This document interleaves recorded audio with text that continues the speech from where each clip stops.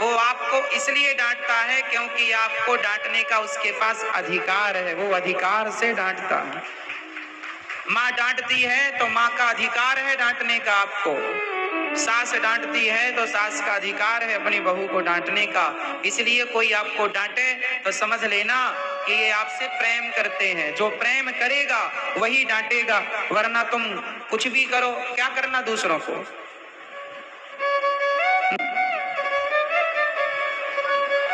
कोई आदमी कुछ भी काम करे, अब हम रास्ते से गुजर रहे हैं, कोई आदमी कुछ भी करता है, हम थोड़ी किसी को कुछ कहेंगे, थोड़ी कुछ कहेंगे, पर कोई अपना कुछ गलत काम करता दिखे तो उतर के उसे डांटेंगे, क्यों भाई तुम क्या कर रहे हो। सबको डांटा नहीं जाता, क्यों जी। आप अपने पड़ोसी के लड़के बच्चों को डांटती हो, अपने बच्चों को डांटती हो, क्योंकि आपका अपनों पर अधिकार है, दूसरों पर अधिकार। तो जब कोई आपको डांटता है तो वो अधिकार से डांटता है। और आप लोग आजकल डांटने का अधिकार आप लोगों ने छीन लिया। नहीं, आप हमें डांट नहीं सकते। क्यों नहीं डांट सकते? डांटना जरूरी है।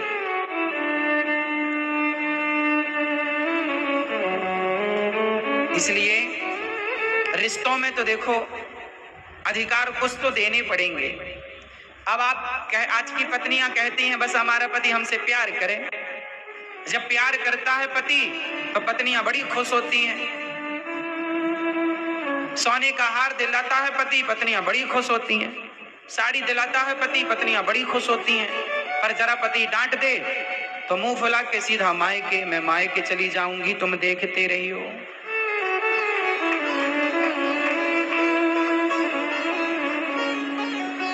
तो पति जब आपको हार दिलाए, रानी हार पति जब आपको दिलाता है, साड़ी आपको दिलाता है, तो इस बात को समझकर कि ये मेरे पर अधिकार से डांट रहे हैं, ये इनका अधिकार है, ये अधिकार मत छीनो आप लोग। और कई बार पत्नियां भी डांटे तो पत्नियों को भी डांट लेने दिया करो, आप लोग भी कुछ बोला मत करो।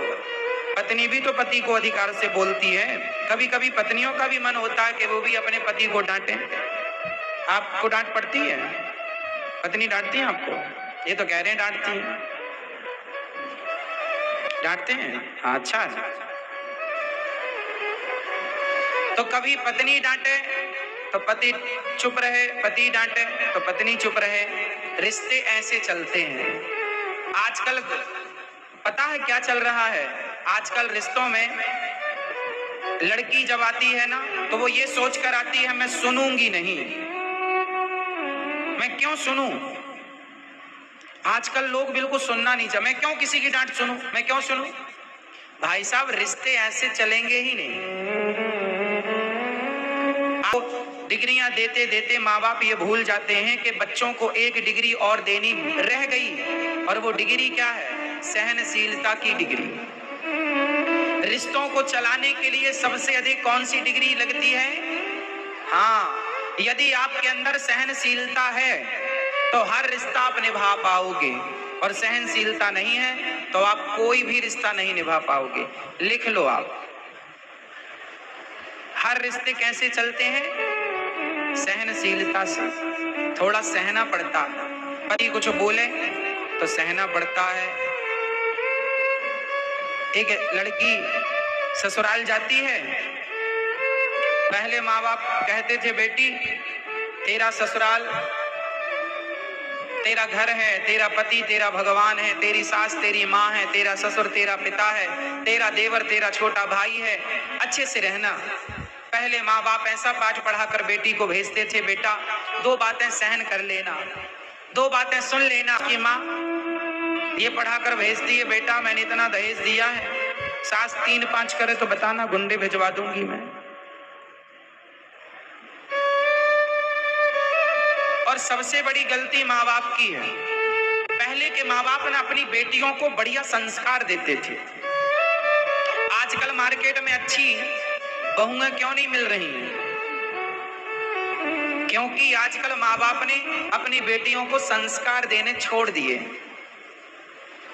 आजकल की बेटी जूजू बना के रखते हैं माँ बाप। जूजू, जूजू समझते? जूजू नहीं समझते, इसलिए तुम जूजू हो।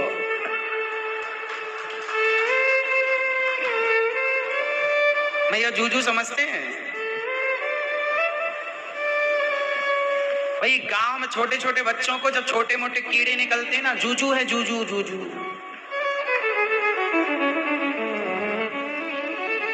छोटे छोटे कीड़े मकोड़ों को माँ बाप कहे जूजू है, बच के रहना, जूजू है।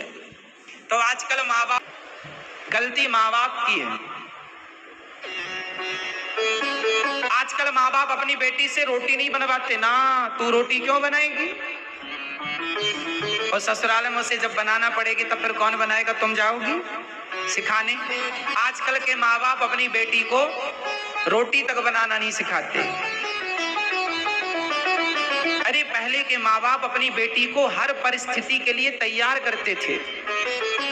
पता नहीं ससुराल में सुनो, यदि तुम सोचो कि हम तो महाराज जी अपनी बेटी का विवाह अच्छे घर में करेंगे जहां नौकर चाकर होंगे, माना आप कर भी दोगे, लेकिन जिस घर में आज 4 नौकर चाकर होते हैं, जिस घर में आज समृद्धि होती है, जरूरी नहीं है कि वो समृद्धि कल भी रहेगी। समय बदलता बिगड़ता रहता है, बनता बिगड़ता रहता है।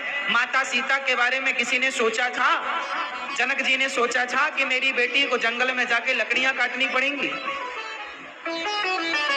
सोचा था जनक जी ने कि मेरी बेटी को जंगल की लकड़ियां काटकर अपने बच्चों का जंगल में लालन पालन करना पड़ेगा? नहीं सोचा। इसलिए आप अपनी बेटी को हर परिस्थिति के लिए तैयार करके रखें कि वो चूल्हे पर भी रोटी बना ले, गैस चूल्हे पर भी रोटी बना ले, नंगे पांव भी चल सके, चप्पल जूते पहनकर भी चल सके, हर परिस्थिति में भी वो अपने आप को प्रसन्न रख सके। देखो परिस्थितियां आएंगी जाएंगी, समय किसी के बाप की बफौती नहीं है, याद रखो। समय किसी के बाप की बफौती नहीं है। आप अपनी बेटी को 4 नौकर चाकर वाले घर में भेज भी दो, जहां 4 नौकर चाकर लगे हैं काम करने वाले, जिसे कोई काम नहीं करना, पर समय साहब बिगड़ता है, बनता है। भगवान राम को भी 14 वर्ष का वनवास उठाना पड़ा। फिर आप और हम कौन हैं? वो 5 पांडव जिनकी सुंदर सी सत्ता थी, इंद्रप्रस्थ के राजा थे, उन राजाओं को जिनकी सुंदर पत्नी पांचाली थी, उनको भी 12 साल का वनवास झेलना पड़ा और दूसरे राजा के यहाँ नौकरी करनी पड़ी। 1 साल जब अज्ञातवास था तो विराट के यहाँ रहना पड़ा। अर्थ क्या निकला? अर्थ यही है कि आप लोग संभल जाओ और अपनी बेटियों को जूजू ना बनाओ। आप अपनी बेटियों को झांसी की रानी बनाओ, फौलादी बनाओ। बेटी का मतलब होता है कि वह दोनों कुलों की शान है, दोनों कुलों की जान है, दोनों कुलों का सम्मान बनाने और बिगाड़ने वाली है। चाहे तो बनाए और चाहे तो बिगाड़े।